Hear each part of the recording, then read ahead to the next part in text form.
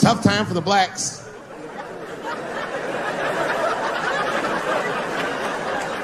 These are not good times for the blacks. I don't know if you know what I'm talking about, right? Police are killing us again. It's a very unfortunate set of circumstances because we were doing very well. You know, America has a racial hot seat. I think we can all agree that that's the truth. And we can also agree that that hot seat is traditionally occupied by African Americans in general, African American men in particular. Although I can see that in recent years, that seat has been occupied by Mexicans, and I dare say Arabs. And we, the black Americans, would like to thank you both for your sacrifice and your struggle. We needed a break.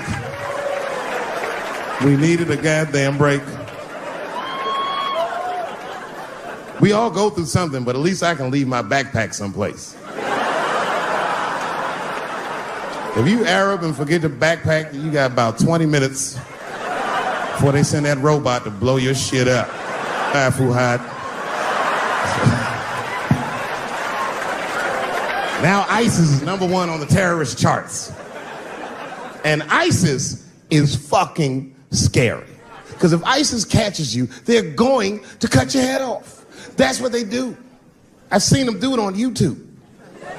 It was fucking awful. He looked right in the camera and say, "Obama, I am back." I saw that shit. I said, oh my God. Don't like.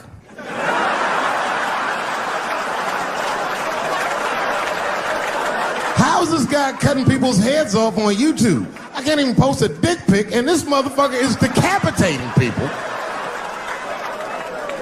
I'm gonna have to change my settings. You know, everyone has it hard, but I think harder than black people and harder than Arabs and harder than Mexicans, you know who has it the worst? Fat black people.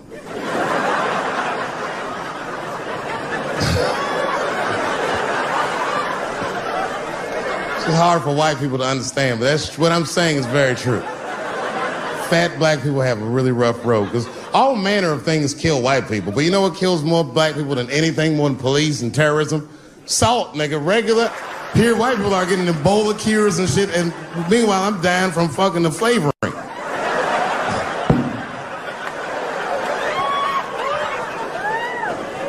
Look, honestly, I'll stop talking about it. Let me say this, though. Let me just say this. Can we all just say that we've seen it coming?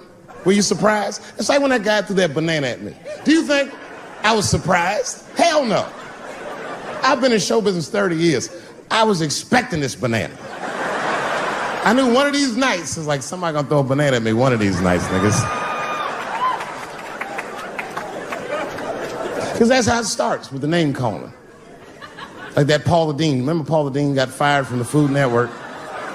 If you know anything about show business, it is really hard to get fired from the fucking Food Network. And they dropped that bitch like a hot potato. All because she called somebody an N-word 30 years before she had a show. I don't know who she said it to, but whoever it was just looking at her like, I'm gonna get you for this bitch. That shit came back 30 years later like a Bill Cosby rape and sunk her battleship.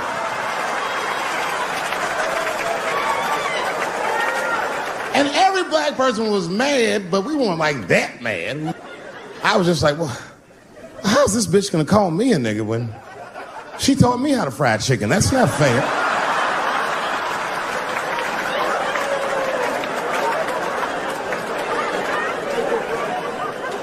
I think Donald Sterling shit was more serious. Remember Donald Sterling? He used to own the Clippers, and then he got caught on a secretly recorded tape saying some very unsavory things about African Americans.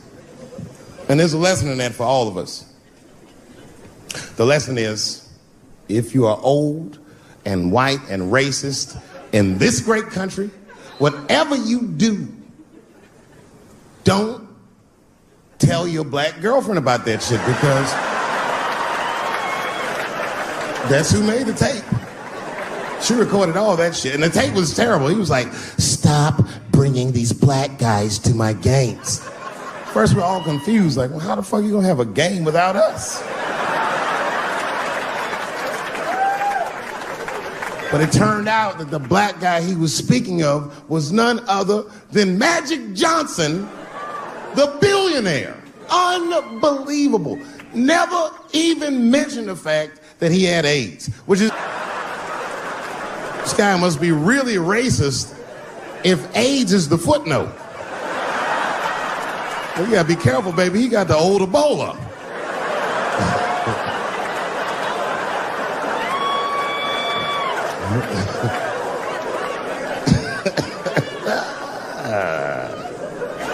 You can say what you want about that girl, but I'm gonna tell you right now, she is a goddamned hero.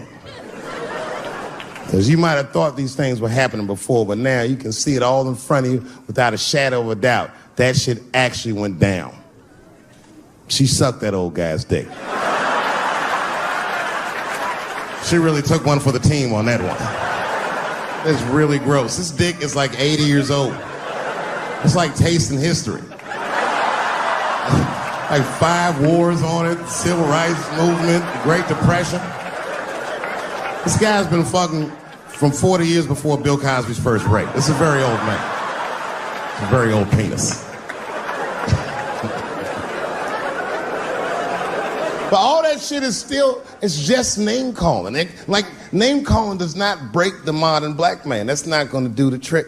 I don't give a fuck about that. Like, if I went to Kentucky Fried Chicken, Ku Klux Klan, hood on top of their head, what do you think I'm gonna do in this day and age? Run out of Kentucky Fried Chicken?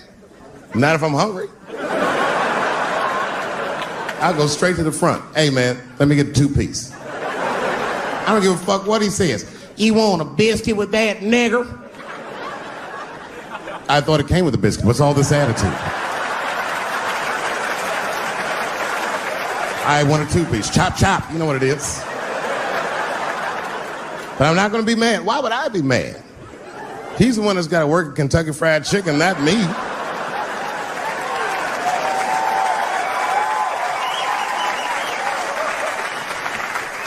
Well, how about this? What if I lived in Austin and I had a white girlfriend? It's possible in Austin. As a matter of fact, some people say it's necessary, but that's not the point. And me and my white girlfriend at home one night and we're just doing what lovers do. Maybe she's butt naked and she's down on one knee giving me a hand job. I love a good hand job. And she's really jerking me off. You know, getting her obliques nice and tight. I got a huge dick, so she's like, And I'm like, wow, this really feels wonderful. I think I'm gonna come. Nigger. I know, that's a tough one. But what do you think I'm gonna do? Hey!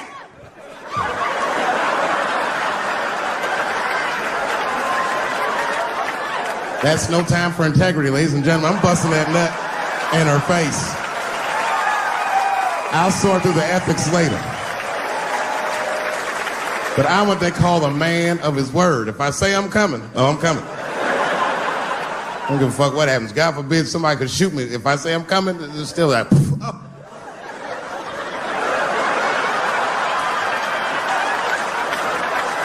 Doesn't mean I like getting shot.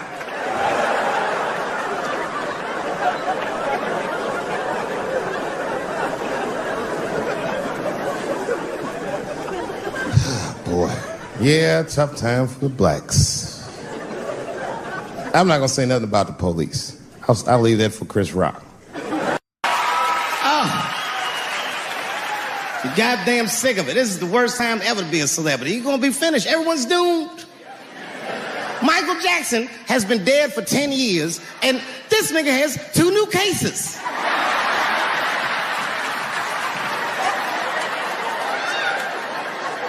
And if you haven't watched that documentary, then I'm begging you, don't watch it. It's fucking gross. I felt like HBO was sticking baby dicks in my ears for 4 hours straight. Really nasty shit. I don't want to know all these things. Turns out, Michael Jackson allegedly likes a long gander at the anus. So they said he stares at people's buttholes. That's what they said. That's how gross the documentary was.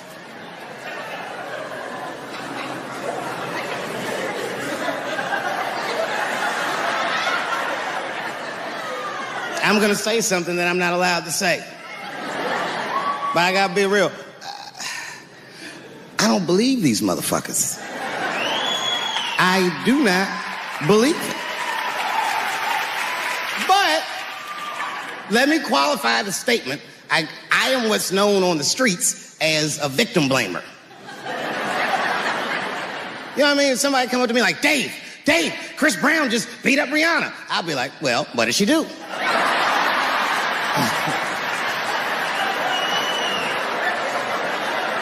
Dave, Michael Jackson was molesting children. Well, what were those kids wearing at the time?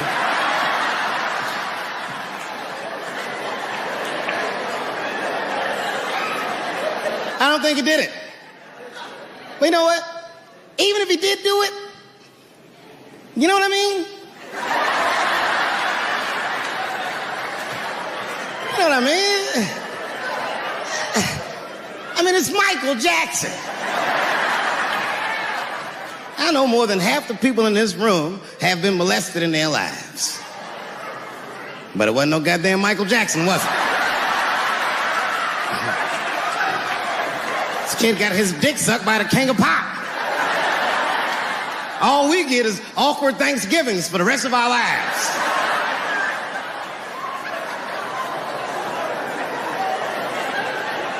You know how good it must have felt to go to school the next day after that shit? Hey, Billy, how was the weekend? How was my weekend? Michael Jackson sucked my dick. And that was my first sexual experience. If I'm starting here, then well, sky's the limit.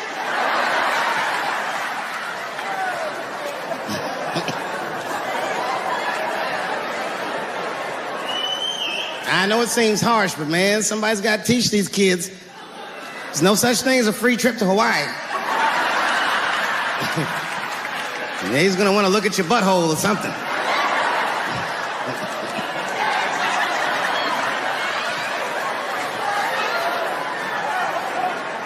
You know why I don't believe it?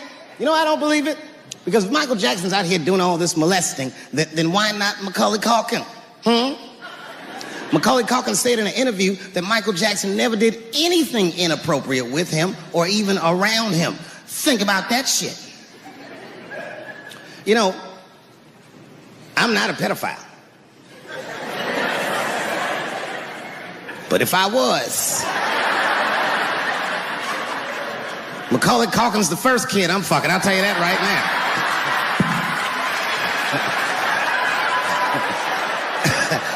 I'd be a goddamn hero. Hey, that guy over there fucked the kid from Home Alone. And you know how hard he is to catch.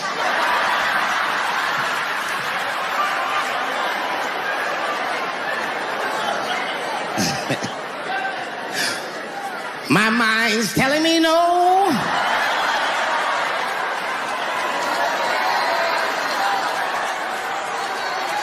Okay, R. Kelly is different. I mean, you know, if I'm a betting man, I'm gonna put my money on he probably did that shit. I'm pretty sure he did that shit. You know, it was bad, okay, so a couple years ago, I was doing a show in Detroit, and I'm sitting backstage in my dressing room. A friend of mine comes by, this chick, Dream Hampton. Dream tells me, right before I'm going on stage, she goes, Dave, I'm working on a documentary about R. Kelly. Would you like to be in it? And I was like, nah, bitch, I'm cool.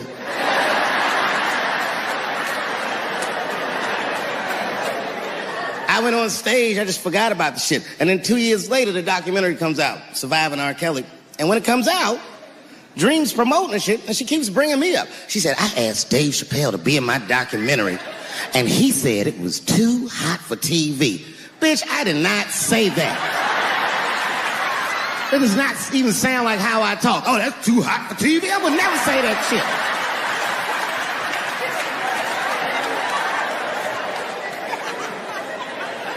But I'm gonna tell you guys why I wasn't in the documentary.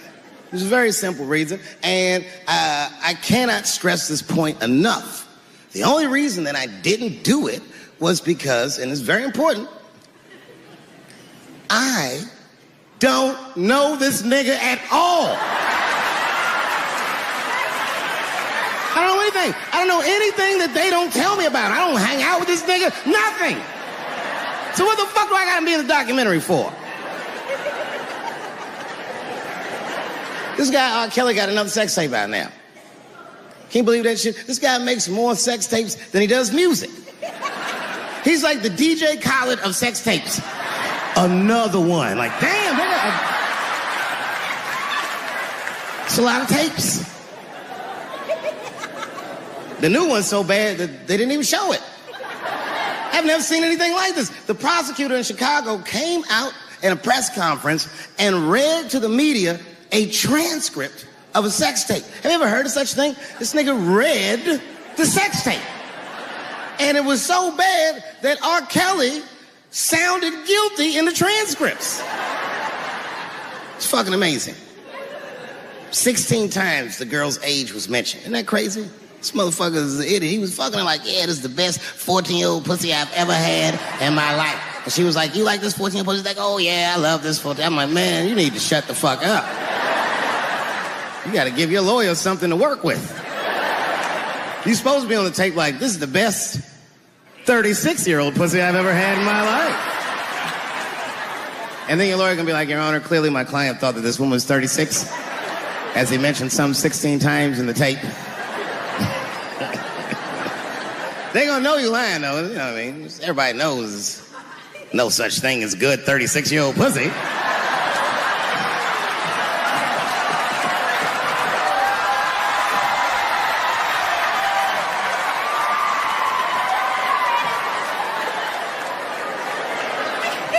Doesn't matter what I say. And if you at home watching this shit on Netflix, remember, bitch, you clicked on my face.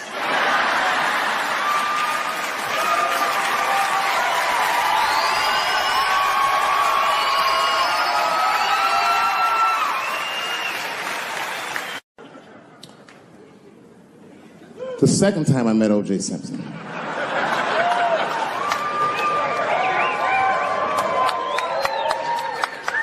Was right after the trial of the century. There I was, now a young man of probably 23. O.J. Simpson was the most famous or infamous face on planet Earth. I was in a restaurant in Beverly Hills with my agents. I wasn't alone in the restaurant, but I was alone. I was the only black person in the restaurant. And in the 90s, that felt very uncomfortable. Now I tend to enjoy it at this age.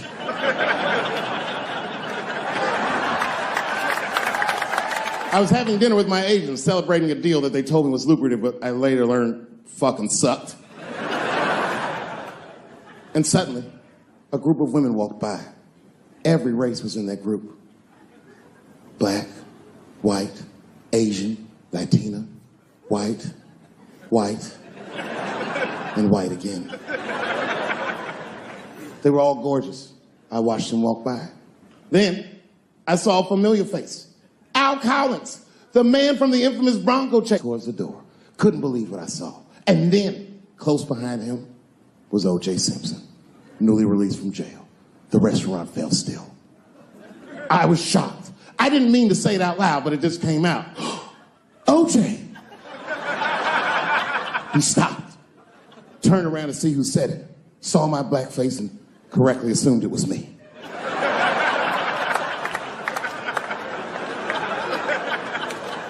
I was sitting in the corner of the booth. He leaned over all the white people I was having dinner with and shook my hand. How are you, young man? He looked in my eyes, and I could see in his eyes that he didn't remember meeting me the first time. And then he walked away. And I looked back at my agents, and all of them had nothing short of disgust on their faces. And the only one with the courage to voice their disgust was a woman named Sharon, who used to represent me. How could you, she said. How could you shake hands with that murderer? I said, Sharon, with all due respect, that murderer ran for over 11,000 yards.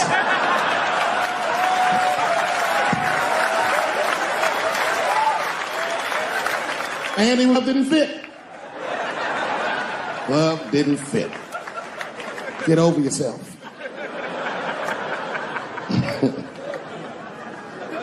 Some people can't do that. Some people just can't get over themselves. Gay people have a hard time doing that recently. Here we go. Here comes the deep water. No, recently I've noticed that. I noticed it with that Manny Pacquiao controversy. Yeah, no, it was now in the gay community's defense, Manny Pacquiao said some outlandish shit about gay people. Very, very not nice things that I won't repeat, but there was biblical verses and some analogies to animals. Wasn't a good look. Nike took his shoes immediately, which I thought was a little harsh. A little harsh. You know what I mean? Because he's, just because he's Asian. You know what I mean? Fuck, you gonna take shoes off Asian dude to appease a gay dude. You know what I mean? No? You don't know what I mean. But Asian people kind of know what I mean. No? No Asians in the front? No? No, this is what I mean. Okay, look. Okay, you're an Asian dude. No, I say this with no disrespect. But we're all Americans, right? And we can agree that America has a huge body count all over the world. But nowhere more than Asia.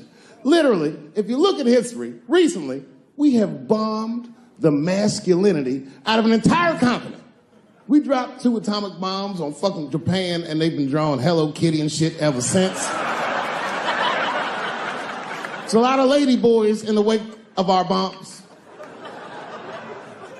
And I know these things because my wife is Asian. She's Filipino. All right, well, okay, so that explains it. Now you know why you see me at all those Filipino events. I'm not there picking up pussy, I'm dropping some off.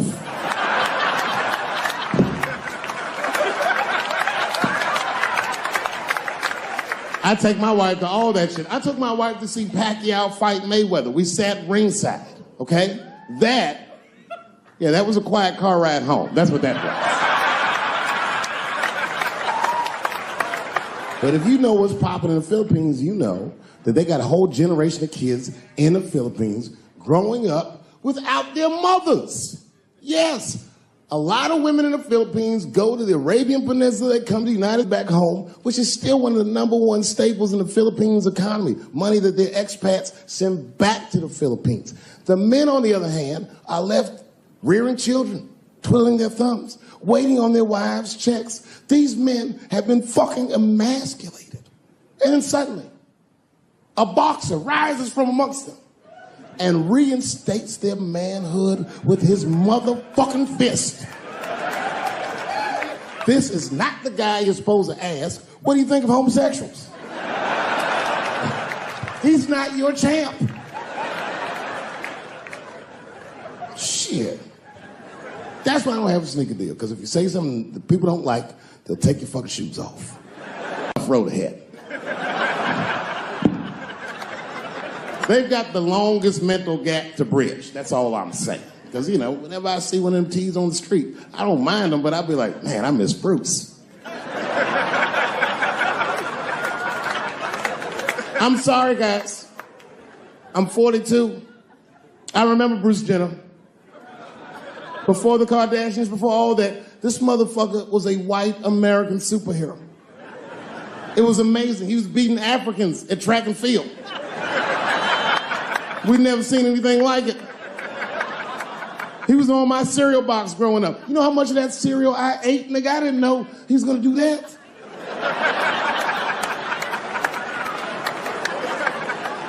I knew before you guys knew. I heard things on the street in Hollywood. You know, you just be out, see people. Hey, what's up, Kanye? Why the long face? Nigga, you'll see. Got 2 mother-in-laws now. And when I heard he was gonna do it, I was scared. I didn't think the public was ready. I didn't think the media was ready. And you know what? I was wrong. Never seen anything like it. Welcome to the world, Caitlin. So long, Bruce. Hello. Somebody called me a nigga in traffic last Wednesday. It's so long, it takes a minute.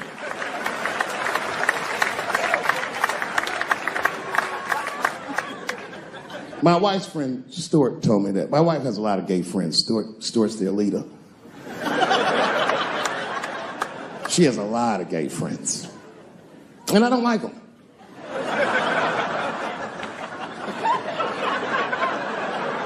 Not because they're gay, I'm just judging them on the merits of their character. They're just not nice dudes. They're fucking rude house guests. They're sitting on my couch, giggling with my wife, eating my motherfucking macaroons. And I come in, they act like the party's over. Hey, Stuart, what's going on? This guy talks to me the way a cat would speak if a cat could talk. Hi, David.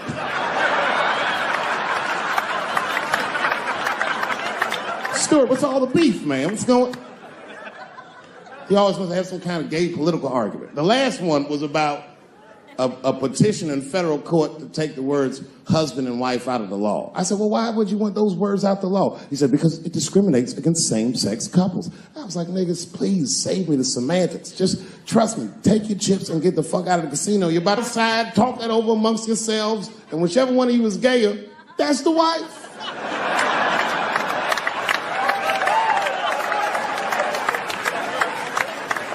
No, Stuart didn't like that. Stuart educates me about this movement, you know what I mean? I didn't even know shit about it. He told me it's called LBGTQ.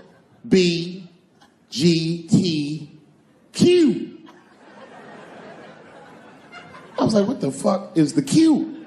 Does that even make sense, Q? Turns out Q is like the vowels. That shit is sometimes Y. For gay dudes that don't really know they're gay. You know what I mean? Like prison fags who are like, well, I'm not gay, nigga. I'm just sucking these dicks to pass the time. I'm not G, I'm Q. Ugh.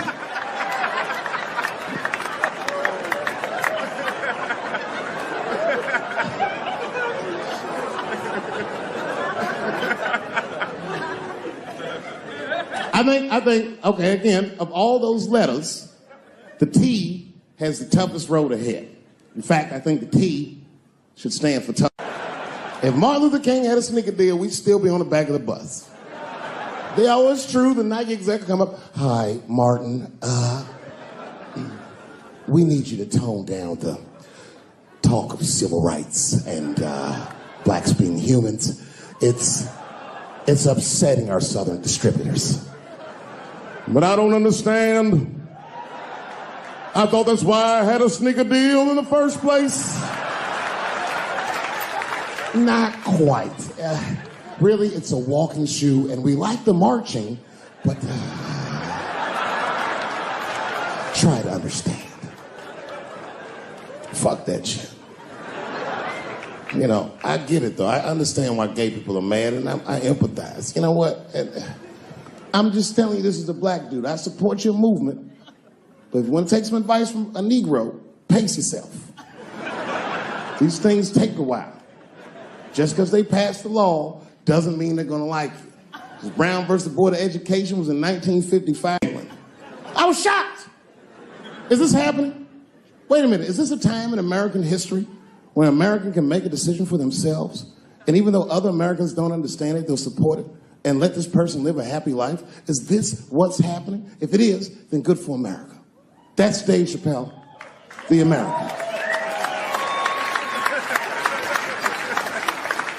Although Dave Chappelle, the black American, he was a little jealous. I was like, how the fuck are transgender people beating black people in the discrimination Olympics? If the police shot half as many transgenders as they did niggas last year, it'd be a fucking war in LA. I know black dudes in Brooklyn, hard street motherfuckers that wear high heels just to feel safe.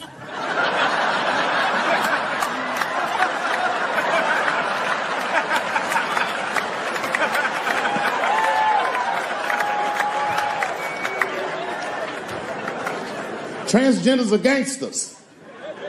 I used to do business with a transgender in Hollywood. Man, everybody would be scared of her in the boardroom. She walk in there, newly minted woman, high heels, purse. Shit.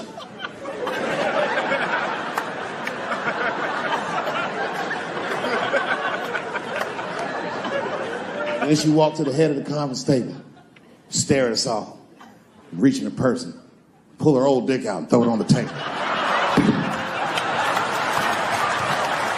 Let's talk business, gentlemen.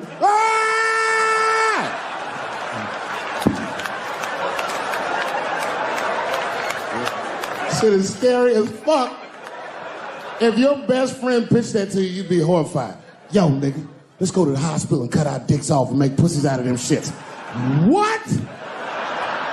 Can't we just get matching jackets or tattoos or something? Sure that's what you want to do? There's only one way to find out, nigga. Wu-Tang, bow, bow. Let's go to the club and trick niggas into fucking us, yeah. We'll slap him at the hospital. That wasn't even the gangster part. The gangster trip was sat down and enjoyed the rest of the show.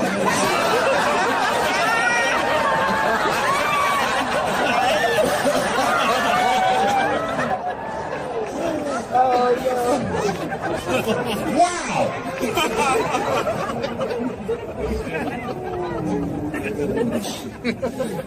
That was a tough one. I didn't sing a lot of wild shit in my life. Slap Chris. Now, I don't know whose fault that was. I don't know what was going on. Chris is my man, but you know what I mean? You don't have no easy delivery. I saw that shit. Can't wait to see it.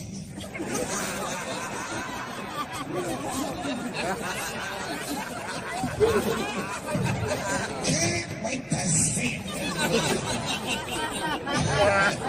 I was laughing at first.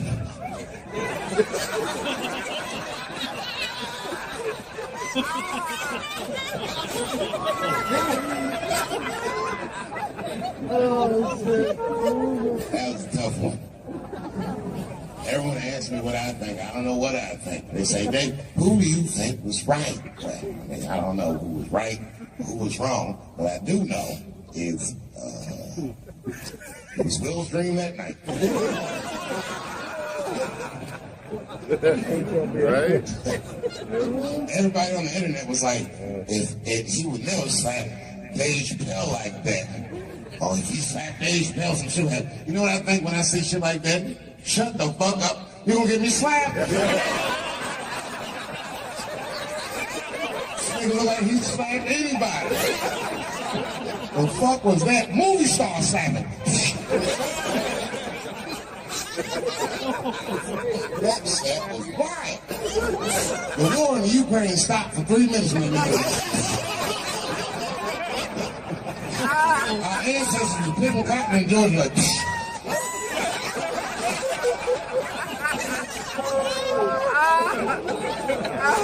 boy, slap!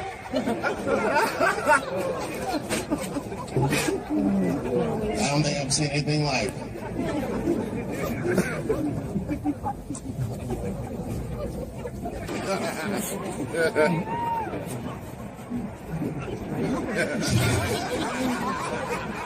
Being an abusive father, he survived that, found rap music, became the first rap artist to ever win a Grammy, and then seamlessly made the transition from rapping to acting with The Fresh Prince of Bel-Air.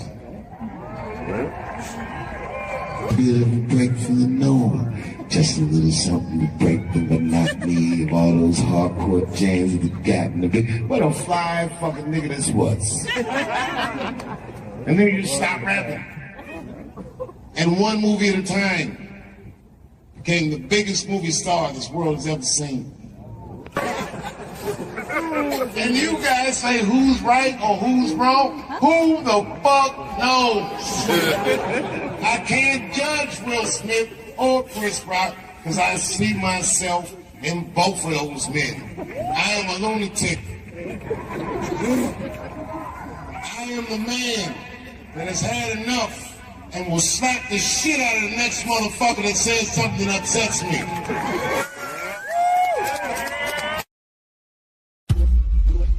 The crazy thing is I'm more nervous about doing stand-up than I am about bungee jumping out of a helicopter over the Grand Canyon.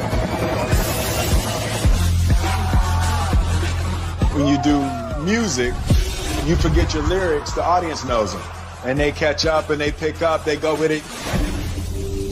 With your stand-up, if you stutter, you stumble, if there's one moment where your heart jumps, they see it.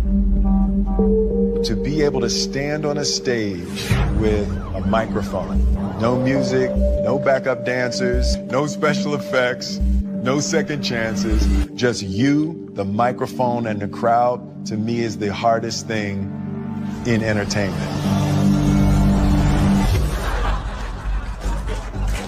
This guy is actually his first time doing stand-up. I feel like he might have a future in it. Make some noise for what's his face.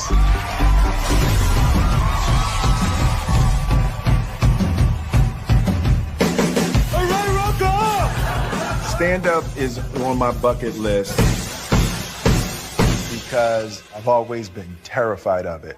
I remember this one is straight to Max like this. Said, what's that? Richard Pryor running down the street. There's nothing in entertainment that is more terrifying to me than standing up in front of an audience with just a microphone, with the anticipation that you will make people laugh. Yet when you connect to people, there's nothing like that. So I'm headed over to see the master. That's the first step of anything, anytime you want to do something new. And there's only one master that I would ever want to learn from in terms of stand-up. That's going to be a segue, right? That'll be like a segue. All right, so shoot, Dylan. This is how the anticipation builds. All right, so we got it over my shoulder, right? Yeah. Maybe drop into slow-mo, maybe some black and white, as we build the anticipation for meeting the master.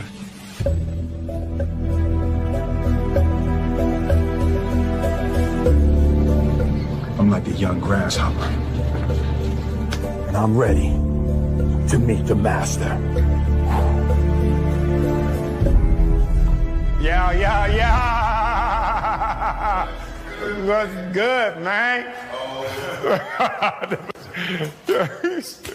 What's up, man? What's up, brother? You know. No. 12 weeks from now, Dave was like, cool, next week.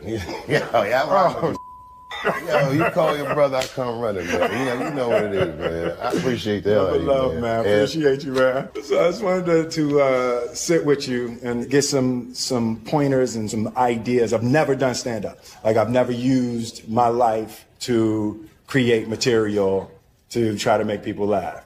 Oh, okay, this is gonna be fun. Yeah. All right, so I'll run down a checklist. Yep. All right, and I don't know who's directing it, but you might want to put these things on the lower third. Ooh, on the lower third? Yeah. Put it somewhere right around here should be some, man. somewhere, okay. See, that's why you come to a master right there. Yeah, you know, I know the lingo. The first thing I'll tell you is confidence is key. The reason you should be confident is primarily because you're Will Smith. Like it's not gonna go bad. No.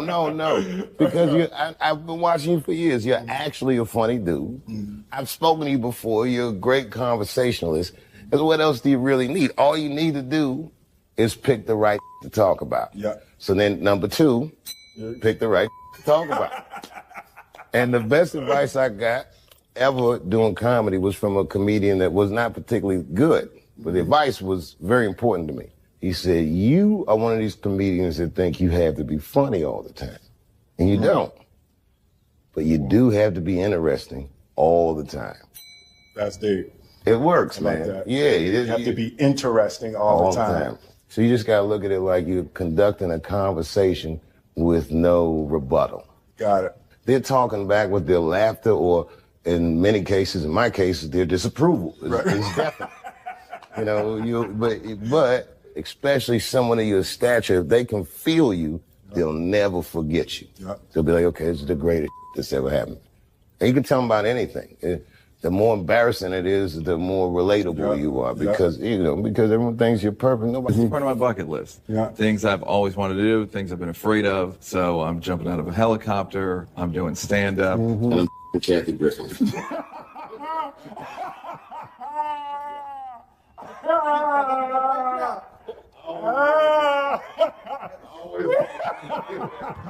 Yeah. And it's never been more dangerous. Hello, Q-Tip. Yo! What's up, boy? Yeah. It's Will. What's up, man? I know, and listen, I was like, if that's tip, you got, trust me, we in Vegas, we gonna easily get 3 dice. There you go.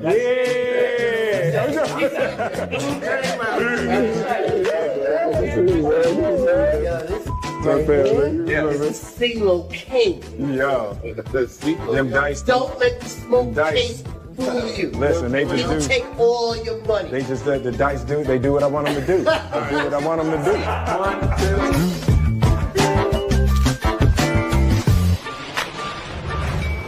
2. Hold up, boom, get the right angle, bam, bam, ooh, bam, jam, that's hot. So yeah, we just back from Vegas. So it was good, it was a good trip, I'm feeling very excited. All right, can I be honest with y'all? I'm just testing the camera. This is my first, it's a new camera, so I really don't have nothing to say. I'm just testing the camera. The stand-up is about exploring my life, having the opportunity to think about my life and think about my experiences in a way to craft them into jokes is a beautiful self-exploration. With me being the source of the material, I just need help mining my life and mining my experiences to be able to structure them into a routine. I got a sense of the type of stand-up I'll do. I think I'm a straight storyteller. It's not jokes for me as much as it's stories. As a fan, I kind of wanted him to talk about stuff that I want to know. You know, like how he feels about his family's success and how his family is growing and how they're all superstars. Talk about some close things that people really haven't heard about on stage. So it's going to be really intimate. It's going to be a door opening into Will's life.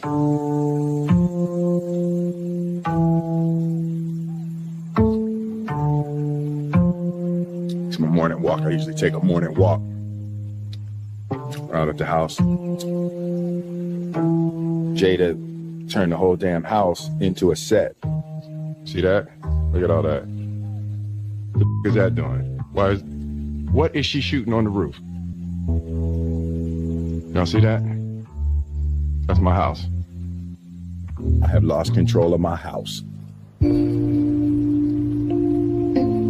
Tell us the real reason, the deeper reason for you as to why you are doing this. You've known me for a really long time. You've known me for more than half of my life. Absolutely. You know how much fear I function under. Absolutely.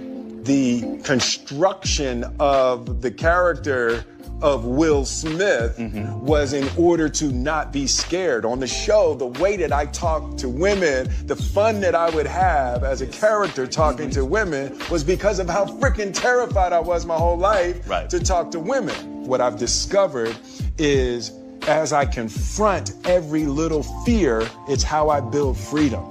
Every time I confront a fear, I feel more free. What's up?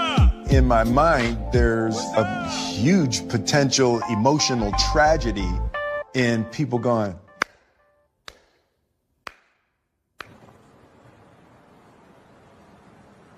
I'm getting nervous. Are you? We're getting close. Yeah, I'm actually getting nervous. I'm going to learn something about myself.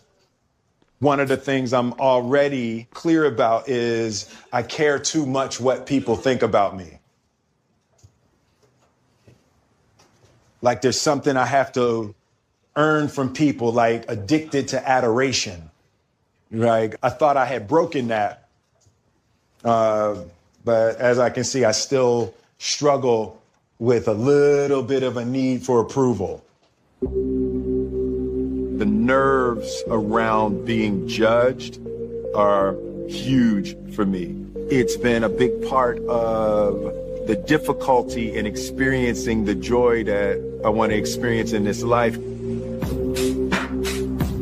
And even doing the stand-up, if it sucks, it sucks, but I'm not going to allow the fear of the disapproval of others to keep me from living the way I want. The good news is fear is good for comedy. Really? Okay. Yeah, it's the best. I need that. One of the best shows I ever seen, a guy that went on was Terrified. Love it. All right. Yeah, no, that's good. So I'm lined up for that. Yeah. I'm definitely lined up for that. The other thing is you gotta remember, you're a big star. Yep. If you look anybody directly in the eyes, they might look away. Wow. That's the power of celebrity. And you're a good dude. You don't have to put on any airs. You don't have you just whatever. You know, I mean, being a good dude in comedy, that's rare. Yeah. Comics are ass to the nicotine. You know the hardest part for acting with me? Not looking in the camera. Not looking Can't even do the basics. Do you have any comments about Kanye West running for president? What? Kanye West running for president. I've heard nothing about this man. Oh, really? No, I haven't heard anything about this. Okay. Man. All right. Well, hopefully we'll get the right celebrity in office. Yes. Can you, Will Smith, or you run for president? You would vote for me if I ran? I would. All right, yes. I'm gonna consider it. I'm gonna take that under advisement. Please. And I'll be the vice president. That way, nothing bad will happen to Will. Oh my God, that is wonderful. A rock and a hard place. I love you guys. I love you. Be well. We have to make a movie together. That will be hilarious. Hey man, what's my last minute pep talk? You said something to me in Vegas that I've been thinking about since you said it, about confronting fear, like that's what your life's about. Yeah. And I'm like, that's a great way to live. Mm-hmm. But the thing that is so admirable about it is, even myself, I rarely step out of my comfort zone. Yeah. Let me tell you, you know who makes me nervous when they're in the audience? Who? Eddie Murphy. Really? Yeah, I don't get starstruck. Something about when I see him in an audience. Really? It makes me feel bad about myself. Because I know he's better than me. Yeah. Even though he don't do it anymore, I'm like, you're naturally more gifted. Eddie's hilarious, man. The Godfather. Yeah, he's a wild dude. Growing up with Eddie Murphy, I was from the Eddie Murphy generation, and it was just a superpower. It was magic to be able to stand on stage and make people feel like that. Even though it's 1982, it's still a risky business to be the first black president. You have to give speeches like this. My fellow Americans. Eddie Murphy was the singular image of what a young black man could become. And he didn't compromise his blackness. It's like, if you're gonna do it, you gotta do it like that.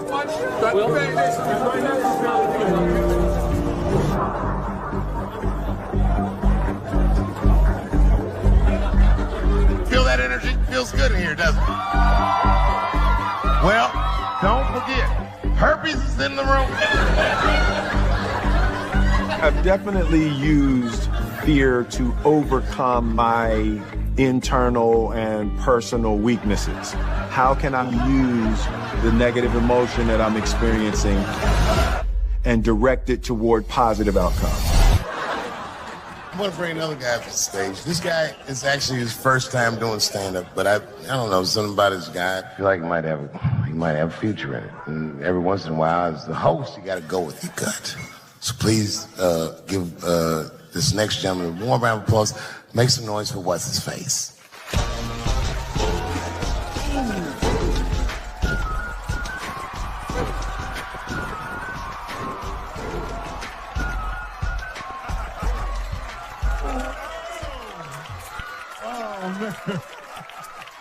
I know y'all like, what the hell is Will doing up there? Let me explain. It's my 50th birthday next week. Yep. And I've decided I'm going to do every damn thing I've ever wanted to do in my life. I'm going to meet everybody I want to meet and go everywhere I want to go. So this is one of the first things on my bucket list, is do stand up.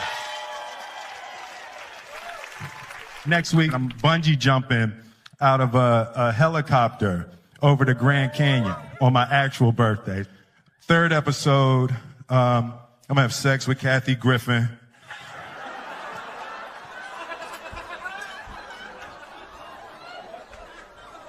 Dave made me say that. Dave made me say that. It's really a new time in my life. You know, my kids all grown, my family, they all doing their thing. And, you know, and I've kind of lost control of my house. Like Jada, she's shooting her show, the Red Table Talk. Some of y'all seen that? Red Table Talk. Oh, yeah, you saw it, yeah. No, you can enjoy it because she's not telling all your business. Yeah, Jada giving it up on Red Table Talk, boy. Sorry, babe. Because my wife, Jada's here. She's right here. I wasn't expecting Jada to be here. I wasn't expecting to have to say it in front of you. You I'm not.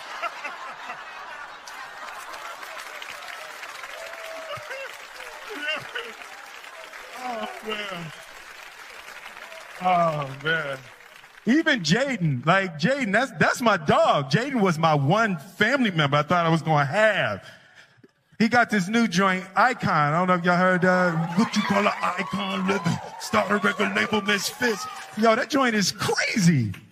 He recorded it in my house, put it out, and never said to me. I found out on Spotify. And I'm looking on my playlist, like, new music from Jaden Smith. Like, who the f*** is Jaden Smith? You know, and I get to the house. I'm like, yo, Jaden, dude, that Icon joint is fire. He's talking about, shh, mommy's shooting in the other room. So I'm like, hey, yo, Jaden, man, that joint is hot. Yo, hey, you think I could jump on that remix? He talking about, I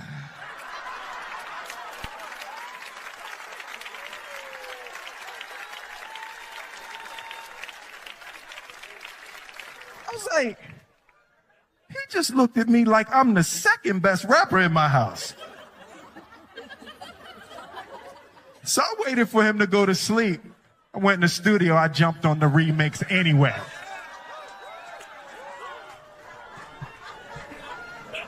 Boy, you know why you was an icon living? You was born from an icon living.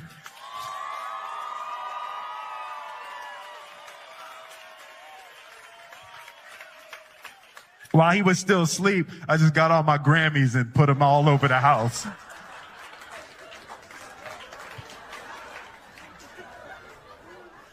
He came down for breakfast in the morning. I'm drinking my coffee out my summertime Grammy.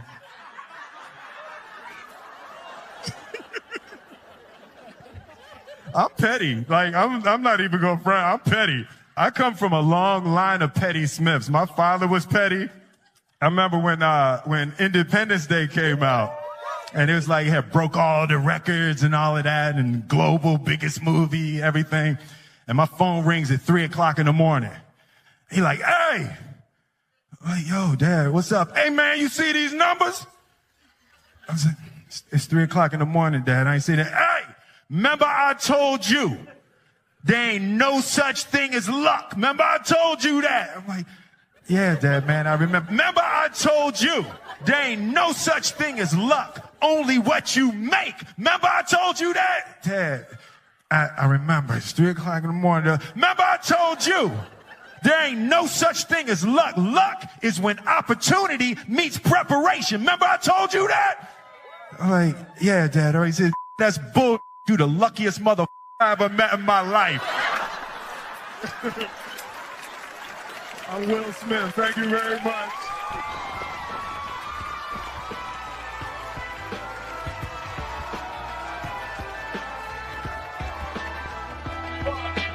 What I've discovered is if you are comfortable, you're not growing, and that's real.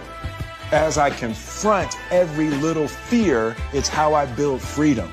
Every time I confront a fear, I feel more free. It's what Buddha called sublime detachment. Life is so much fun when you don't give a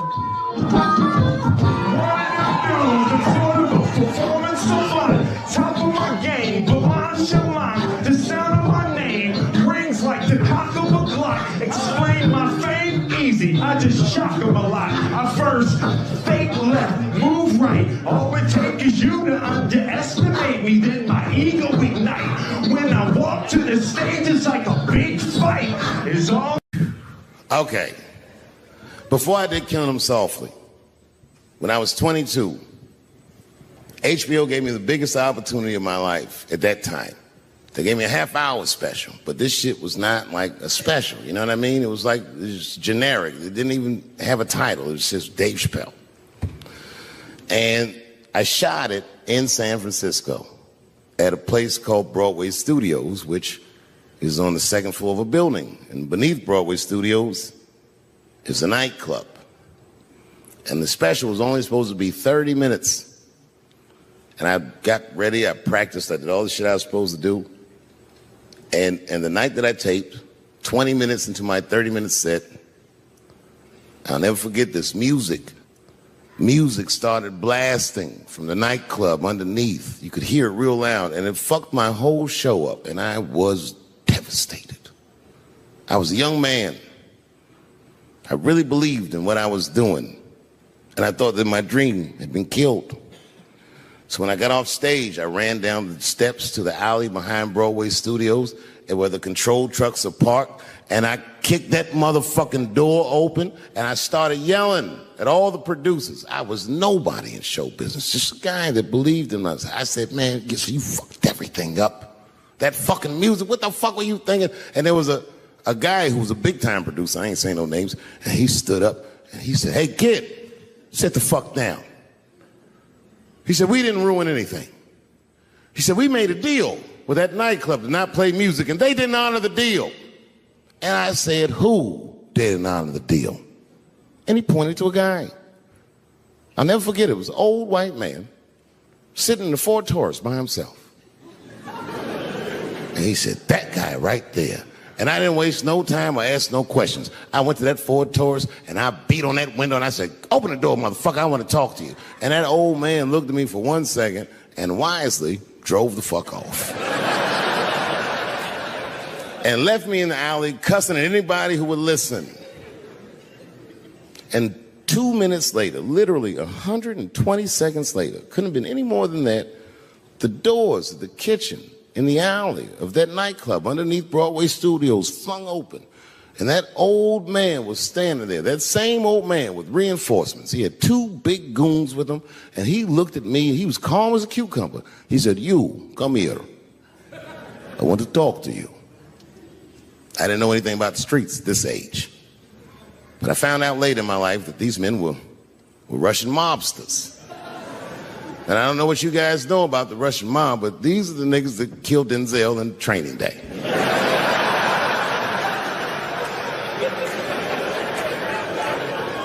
And all the producers knew what I was up against. They said, Dave, do not go in there. And I said, fuck y'all. And I walked right into that kitchen, and they closed the doors behind me, and it got dark as fuck in there. And I knew, I'm not dumb, I knew I was in a bad situation. But you have to understand, I believed in what I was doing, and I didn't give a fuck. Just kept cussing at these motherfuckers, telling them how they ruined my life. And that old man couldn't believe that I was talking all this shit. And as soon as I took a breath, he stopped me gently. He said, hey, kid, listen. Your friends lied to you. He said, we made a deal, but your friends never paid me. And when he said that, I realized I was locked in the kitchen.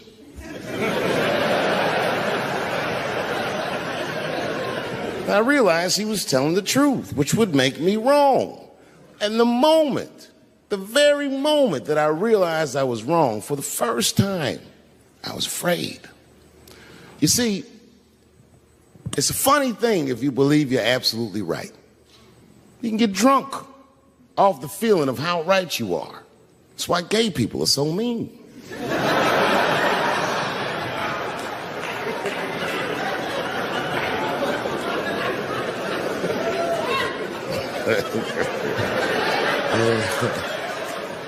But I didn't buckle. You guys would have been very proud of me. I was scared, but I didn't buckle. I said, well then, sir, I owe you an apology. But I believe that no matter what reason that music was playing, it ruined my life. And that old man looked at me with sympathy in his eyes. And he walked over to me and he gently placed his hand on my cheek, which I gotta tell you, is a very emasculating thing to do. I was standing there looking at this nigga's hand on my cheek like,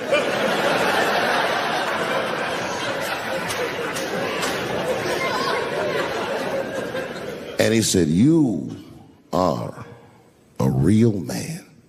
And he tapped me on my cheek, real soft, just like that. The doors opened back up. The light from the alley flooded into the kitchen. And I just walked out alive. I lived to fight another day. And in that moment, I learned one of the most valuable lessons of my life, and I have to share it with you. And that lesson is this. In your life, in any given moment, the strongest dream in that moment wins that moment. I am a very powerful dreamer. Yeah, I'm not lying.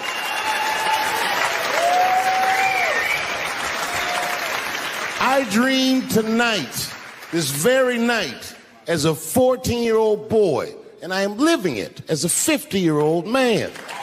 My dreams are very strong. Today, I walked all around Washington. I used to be poor in this city, and all day people just said, hey, Dave, like they knew me personally, and I felt like I knew them. And I say to myself, my God, Dave, what a powerful dream. But then sometimes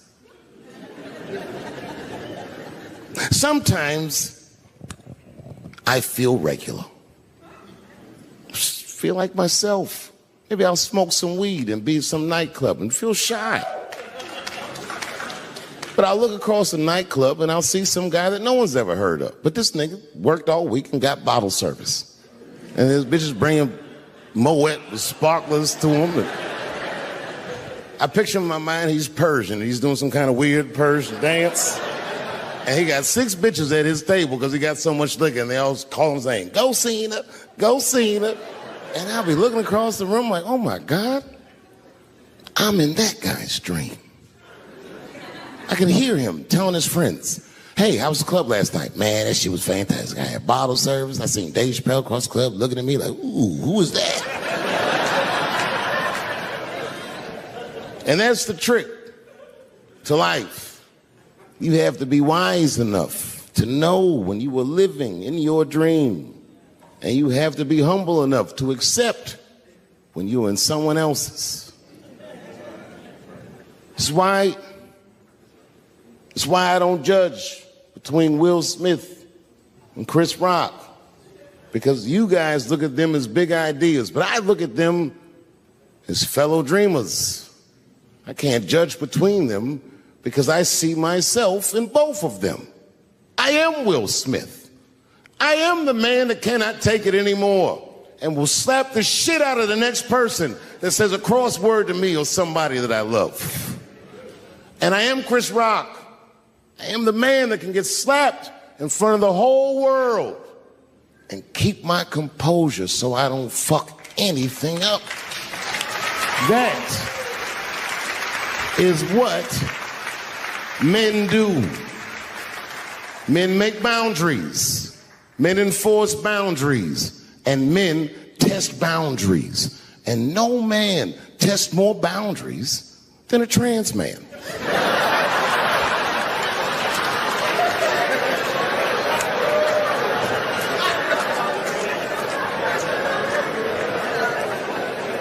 When I see a fellow dreamer, I give them my utmost respect. Even if I don't understand what their dream is. I know a dreamer when I see one. And I've met many powerful dreamers in my life. None more powerful than a man who calls himself Little Nas X. I met this nigga at a party. I had no idea who he was. But the minute he walked in that party, I knew I was in his dream. Everybody in the party was another dreamer. Everyone was famous, but when that nigga walked in, he was dressed like C-3PO. He was shining.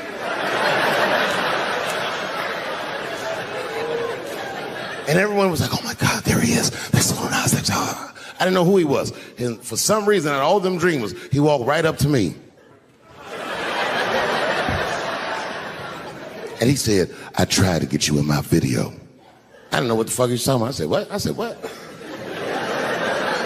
What video? And he just looked at me like, you know what video, and walked away. And I watched him walk away. I said, man, this nigga's having a very powerful dream.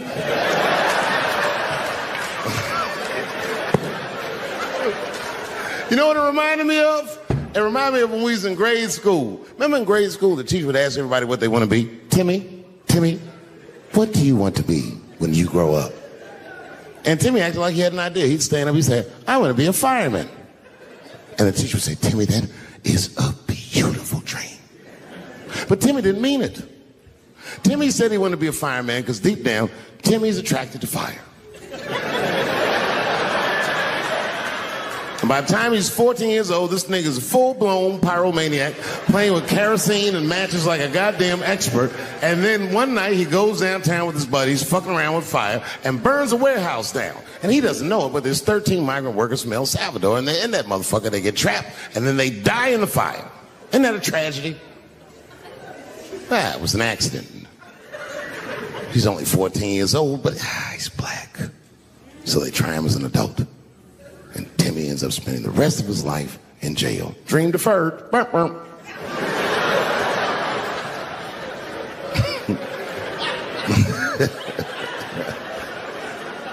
Well, what about you, Billy? Billy, what do you want to be when you grow up? And Billy stands up and he says, I want to be president of the United States. And the teacher says, oh my God, Billy, that is a wonderful dream. And Billy means that shit.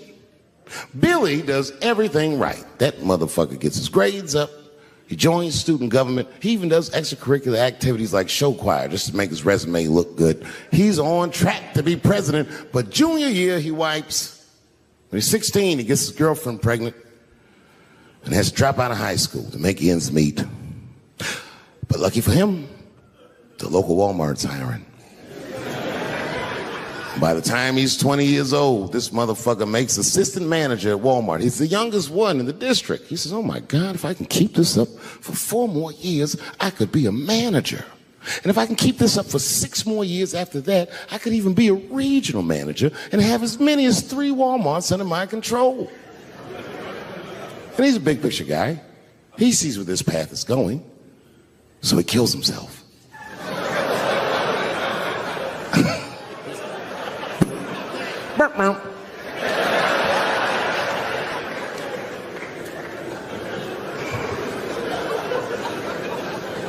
Well, what about you? What do you want to be when you grow up? I don't want to say, because I don't want the other kids to laugh at me. Who cares if they laugh? Your dream is yours. Own your dream so they can come true. Say it loud and proud. What do you want to be when you grow up? Lil Nas X.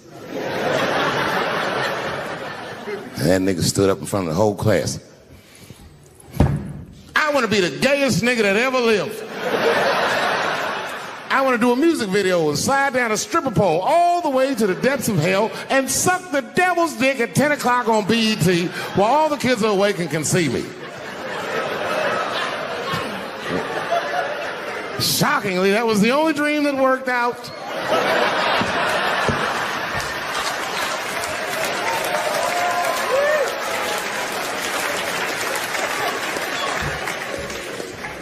That's why I'm here tonight in the city where I built the dreams that I live.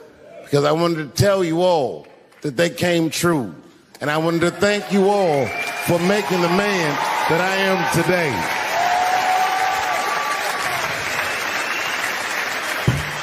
Yes, I am living a very powerful dream. Every time I come to this city and I stand in front of you, I realize that, my God, man, this is not my dream at all. It's yours. And I am honored to be in it. Thank you very much, Washington, D.C. I'll see you next time.